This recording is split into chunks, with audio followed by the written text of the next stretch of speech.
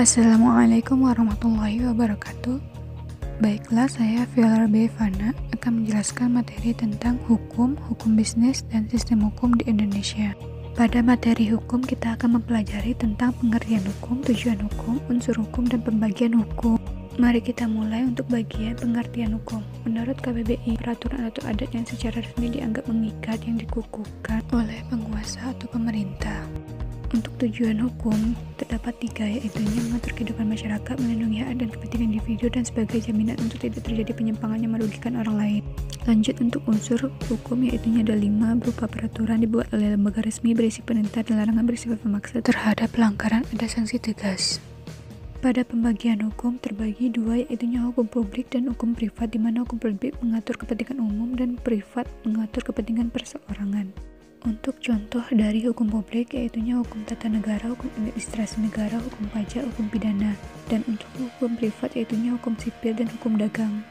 Dalam hukum ada dinamakan subjek hukum dan objek hukum, di mana subjek hukum adalah sesuatu yang menurut hukum dapat memiliki hak dan kewajiban yang memiliki kewenangan untuk bertindak seperti manusia dan badan hukum.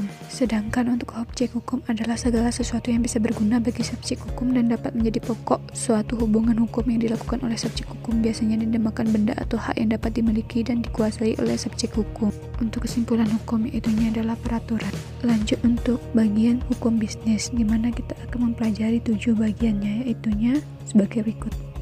Yang pertama yaitu pengertian hukum bisnis.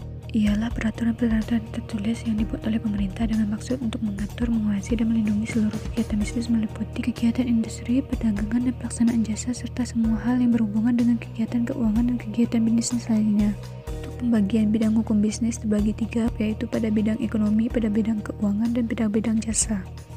Lanjut untuk dasar hukum bisnis, yaitu ada 2, hukum KUHD 184 END dan peraturan perundang-undangan di luar kodifikasi.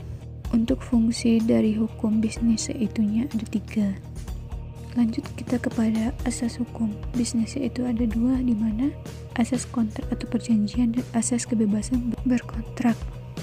Untuk sumber hukum bisnis menurut ahli Munir Fuadi terdapat 10, yaitu perundang-undangan, perjanjian, traktat, jurisprudensi, kebiasaan, doktrin, hukum perdata, hukum publik, hukum dagang, dan peraturan perundangan di luar KUH Perdata dan KUH Dagang. Hukum bisnis memiliki prinsip, yaitu prinsip otonomi, kejujuran, keadilan, saling menguntungkan, integritas moral. Dan pada bagian terakhir kita akan mempelajari tentang sistem hukum di Indonesia, yaitu dari mulai pengertian, dasar sistem dan sistem hukum yang ada di Indonesia, serta unsur dari sistem hukum Indonesia itu sendiri.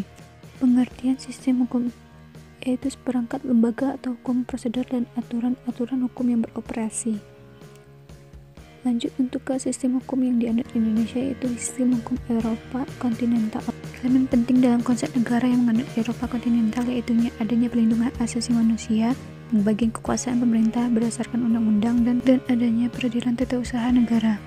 Terakhir untuk unsur hukum, di mana ada materi hukum, aparat hukum, sarana dan prasarana hukum, budaya hukum, dan pendidikan hukum. Sekian dari materi yang saya sampaikan. Terkurang dan terlebih saya mohon maaf. Wassalamualaikum warahmatullahi wabarakatuh.